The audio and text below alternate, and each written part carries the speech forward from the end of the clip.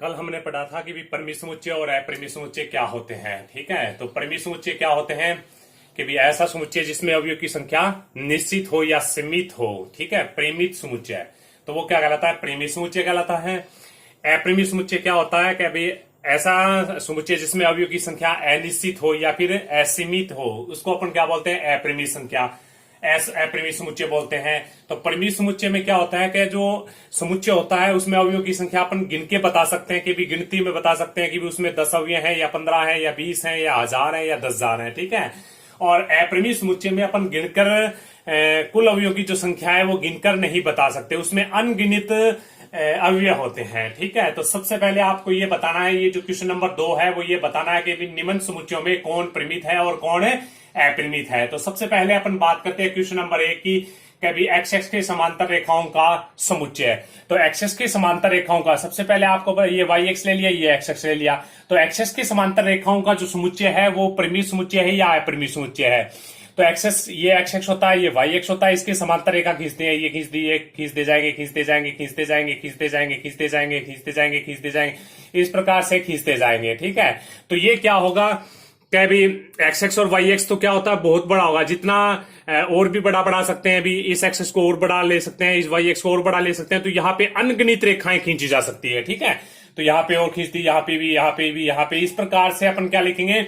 X x के समांतर जो रेखाओं का जो समुच्चय होता है वो क्या होता है? अपरिमित समुच्चय होता है, क्योंकि एक्स एक्स के समांतर अगणित रेखाएं खींची जा सकती है। तो ये क्या होता है? अपना एक अपरिमित समुच्चय है। ठीक है, तो क्वेश्चन नंबर 1 हो गया। अब 2 नंबर बात करें, कभी अंग्रेजी वर्णमाला के अक्षरों का समुच्चय। तो अंग्रेजी जो वर्णमाला के जो अक्षर होते हैं वो कितने होते हैं? 26 होते हैं। ठीक है, तो अब अपन लिखेंगे तो क्या लिखेंगे? A B C D E F G H I J K X Y Z. ठीक है, इस प्रकार से इसमें गिन के लिख सकते हैं कि भी कितने होते हैं? 26 होते हैं। तो ये क्या है? अपना एक परिमित समुच्चय है। ठीक है, इसके बाद में अपन बात करते हैं, देखिए क्या उन संख्याओं का समुच्चय जो 5 के गुणज है, यानी 5 के गुणज का मतलब होता है 5 का आपको पहाड़ा लिखना है। ठीक है, तो 5 लिखेंगे, फिर 15, फिर क्या लिखेंगे? 5 दूनी 10, सॉरी 5 दूनी 10, 5 3 15, 5 चौके 20, 5 5 25, इस प्रकार से डॉट डॉट डॉट डॉट। ठीक है, तो उन संख्याओं का समुच्चय लेना है जो 5 के क्या है? गुणज है, यानी वह संख्या बतानी है जिसमें 5 का पूरा पूरा भाग जाता है।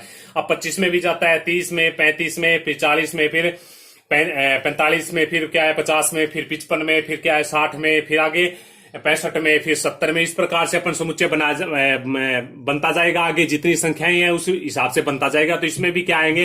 अवयव की जो संख्या होगी वो अनगिनत होगी, इसलिए ये भी क्या है? अपना एक अपरिमित समुच्चय है। ठीक है, अब अपन बात करते हैं आगे। देखिए आगे अपन बात करें कि पृथ्वी पर रहने वाले जानवरों का समुच्चय। अब ये सोचने वाली बात है कि पृथ्वी पर रहने वाले जानवरों का जो समुच्चय होता है वो परिमित समुच्चय होता है या अपरिमित समुच्चय होता है। अब आपको पता है कि पृथ्वी पर रहने वाले आदमियों को जब गिन लिया, आदमी कितने हैं? 7 अरब होंगे या 8 अरब होंगे या 6 अरब होंगे।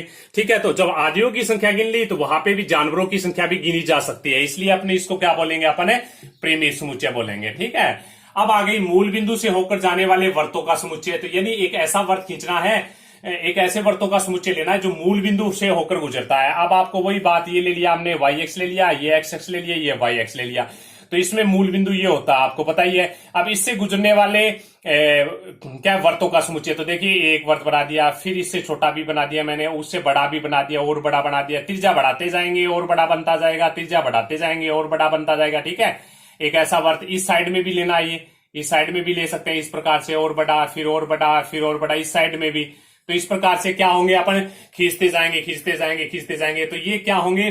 क्या मूल बिंदु से होकर जाने वाले वर्तों का जो समुच्चय होता है वो क्या होता है? अपरिमित समुच्चय होता है। ठीक है, तो क्योंकि जितनी त्रिज्या बड़ी लेंगे जितनी त्रिज्या बड़ी लेंगे, आपको प्रकार लेना है। अभी सबसे पहले थोड़ा प्रकार खोल लिया, एक मूल बिंदु से गुजरता हुआ वर्त खींच दिया, फिर उससे थोड़ा सा बड़ा खींच दिया, बड़ा प्रकार खोल लिया, और फिर मूल बिंदु से होकर गुजरता हुआ वर्त खींच दिया, फिर थोड़ा सा बड़ा और खोल लिया, फिर बड़ा, फिर बड़ा, फिर बड़ा, फिर बड़ा, फिर बड़ा, खोलते जाएंगे, वर्त बनाते जाएंगे। ठीक है, तो ये क्या होंगे?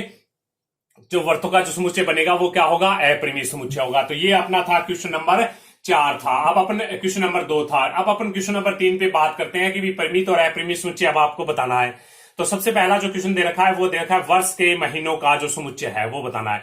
तो वर्ष में कितने महीने होते हैं? 12 महीने होते हैं। अपन गिन के बता सकते हैं कि वर्ष में जनवरी, फरवरी, मार्च, अप्रैल, मई, जून, जुलाई, अगस्त, सितंबर, अक्टूबर, नवंबर, दिसंबर, ये 12 ही महीने होते हैं। तो इनका जो समुच्चय बनाएंगे उसमें अवयवों की संख्या क्या होगी? 12 होगी। इसलिए ये क्या है? एक परिमित समुच्चय है। अब आपको देखिए ये दे रखा है क्वेश्चन नंबर जो 2 दे रखा है वो क्या दे रखा है आपको? इस प्रकार से दे रखा है, देखिए 1 2 3 4 डॉट डॉट डॉट। ठीक है, तो ये कौन सी संख्या दे रखी है? प्राकृत संख्याएं दे रखी है। और प्राकृत संख्याएं क्या होती है?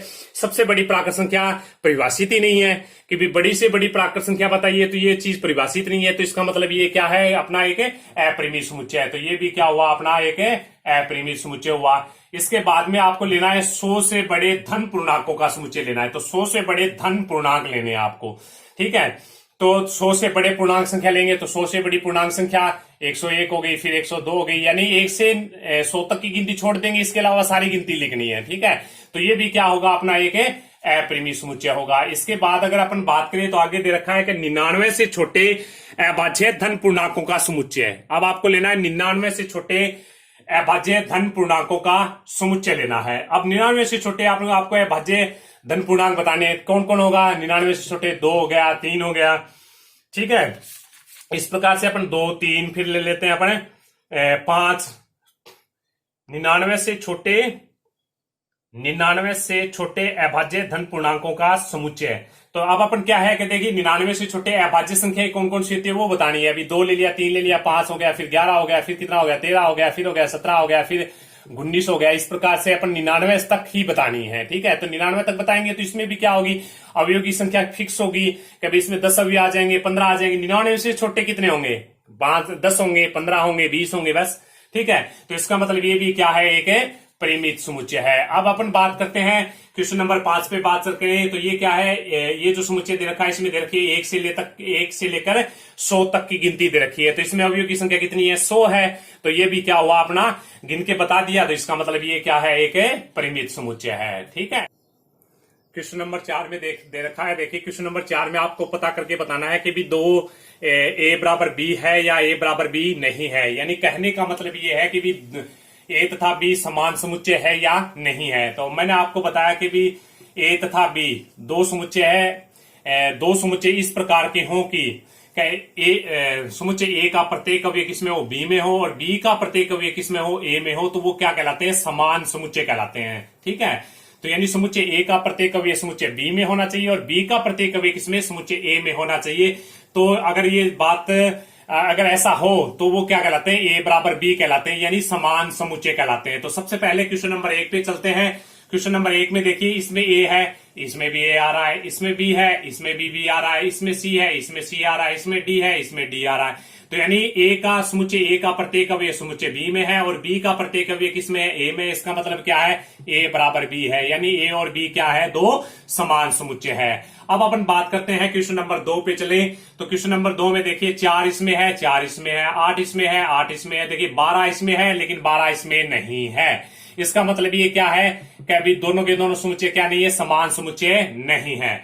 अब क्वेश्चन नंबर 3 में बात करें। देखिए क्वेश्चन नंबर 3 में देखिए ए जो समुच्चय है वो तो हमें दे रखा है, देखिए 2 4 6 और 8 और 10 दे रखा है। ठीक है, और क्वेश्चन नंबर जो बी है वो हमें क्या दे रखा है? देखिए एक्स एक सम धन पूर्णांक है तथा x का मान 10 से छोटा या 10 के बराबर है। तो आपको क्या लेना है? सबसे पहले पूर्णांक संख्या कौन सी होती है? वो ये होती है अभी एक साइड में -2 -1 फिर 0 1 2 इस प्रकार से डॉट डॉट डॉट डॉट, ये तो होती है पूर्णांक संख्या होती है। अब पूर्णांक संख्या में कौन सी बात कर रही है? धन पूर्णांक संख्या की। तो धन पूर्णांक संख्या की बात करें तो ये बनेगी 1 2 3 4 5 बनेगी। अब इसमें बात कर रहा है सम की बात कर रहा है। ठीक है, और कितने की? x का मान 10 से छोटा या बराबर है। सम संख्याएं कौन सी? इसमें 2 है, 4 है, 6 है, 8 है, फिर 10 है, फिर 12 है। लेकिन अपने को क्या लेनी है? 10 से छोटी लेनी है, यानी 10 से छोटी या 10 के बराबर लेनी है। तो यही समुच्चय बनेगा अभी।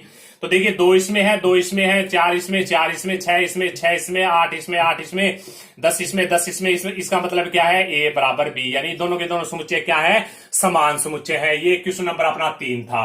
अब अपन क्वेश्चन नंबर 4 पे चले। तो क्वेश्चन नंबर 4 क्या कहता है? देखिए इसमें ए हमें सबसे पहले ए समुच्चय अपन बनाए। तो ए नंबर समुच्चय क्या कहता है कि देखिए x संख्या 10 का एक गुणज है तो सबसे पहले 10 का गुणज का मतलब क्या है कि यानी ऐसी संख्याएं लेनी है जिसमें 10 का भाग जाता हो। तो जैसे हमने ले लिया 10 ले लिया, फिर 10 दूनी 20, 10 तिया 30, 10 सौ के 40, 10 से 5 50 डॉट डॉट इस प्रकार से बनेगा। बी जो समुच्चय दे रखा है वो क्या है, देखिए 10, 15, 20, 25 और फिर क्या है 30 है, ठीक है, इस प्रकार से डॉट डॉट है। तो इसमें देखिए 15 आ रहा है, इसमें इसके अंदर 15 नहीं है, ठीक है, इसमें 25 आ रहा है, इसके अंदर 25 नहीं है। तो इसका मतलब ए बराबर क्या नहीं है, बी, यानी दोनों समुच्चय क्या नहीं है, समान समुच्चय नहीं है, ठीक है। अब हमें क्वेश्चन नंबर 5 दे रखा है कि क्या समुच्चयों का युग्म समान है, तो यानी समुच्चय समान समुच्चय है या नहीं, अगर है तो कारण सहित उत्तर दीजिए, ठीक है। तो सबसे पहला जो क्वेश्चन दे रखा है, देखिए समुच्चय ए में 2 एलिमेंट है, 2 और 3, और बी क्या है, बी दे रखा है आपने को समुच्चय निर्माण रूप में दे रखा है। तो एक्स है, एक्स क्या है, समीकरण का एक हल है। तो सबसे पहले इस समीकरण को अपन हल कर लेते हैं। X square plus 5x plus 6 बराबर 0 है। इस समीकरण को अगर अपन हल करें तो देखिए ये बनेगा एक्स स्क्वायर प्लस में ये लिख लिया 2x प्लस 3x प्लस 6 बराबर 0। अब क्या है, एक्स कॉमन ले लेते हैं तो एक्स प्लस 2 बना, फिर 3 कॉमन ले तो एक्स प्लस 2 बराबर 0, तो एक्स प्लस 2 कॉमन ले तो ये बनता है अपना x plus 2 plus x plus 3 बराबर 0। इसको अपन हल करेंगे तो x बराबर -2 और x बराबर -3 आएगा, ठीक है। तो अब अपने समुच्चय बी को अगर अपन बनाए तो समुच्चय बी क्या बनता है, देखिए ए तो समुच्चय ये बनता है 2 और 3 बनेगा, ठीक है। और बी जो समुच्चय बनाएंगे इस समीकरण का एक हल है, इस समीकरण को हल कर लिया, हल करके यहां से x का मान ज्ञात कर लिया और ये बनेगा -2 और -3 बनेगा। तो देखिए बी का प्रत्येक अवयव ए में नहीं है, ए का प्रत्येक अवयव बी में नहीं है, इसका मतलब ये क्या नहीं है, दोनों के दोनों समान समुच्चय नहीं है, ठीक है। तो जो समुच्चयों का जो युग्म दे रखा है वो क्या नहीं है, समान नहीं है। इसी प्रकार से क्वेश्चन नंबर 2 दे रखा है 5वें में। क्वेश्चन नंबर 2 क्या कहता है कि सबसे पहले समुच्चय ए को बनाए अपन। समुच्चय ए कह रहा है कि देखिए एक्स क्या है, शब्द जो फॉलो दे रखा है इसका एक अक्षर है। तो अब आपको पता है कि एक अक्षर को एक ही बार लिखना होता है, और दूसरी बात कभी अवयवों के बीच में कोमा लगा देते हैं। तो एफ कोमा लगा दिया, ओ एल को एक बार ही लिखेंगे, कोमा लगा दिया, ओ को एक बार लिखेंगे और डब्ल्यू बना दिया, ठीक है। और अब क्या है, समुच्चय जो बी दे रखा है वो क्या है, एक्स शब्द जो वोल्फ दे रखा है उसका एक अक्षर है, ठीक है। तो इसका अक्षरों का अगर अपन समुच्चय बनाए तो डब्ल्यू आ गया, ओ आ गया, एल आ गया और एफ आ गया, ठीक है। तो अब देखिए एफ इसके अंदर है, एफ इसके अंदर है, ओ इसके अंदर है, ओ इसके अंदर है, एल इसके अंदर, एल इसके अंदर, डब्ल्यू इसके अंदर, डब्ल्यू इसके अंदर, यानी ए तथा बी क्या है, दोनों के दोनों समुच्चय समान समुच्चय है। क्यों समान समुच्चय है, कभी ए का प्रत्येक अवयव बी में है और बी का प्रत्येक अवयव क्या है, समुच्चय ए में है, इसलिए ये क्या है, दोनों के दोनों समुच्चय यानी समुच्चयों का जो युग्म है वो क्या है, समान समुच्चय है। इसी प्रकार से क्या है, क्वेश्चन नंबर 6 दे रखा है कभी निम्न में से दिए गए समुच्चयों में कौन सी समुच्चय समान समुच्चय, जो आप कर लेना, क्वेश्चन नंबर 6 कर लेना, बाकी नेक्स्ट वीडियो में पढ़ेंगे। ओके, धन्यवाद।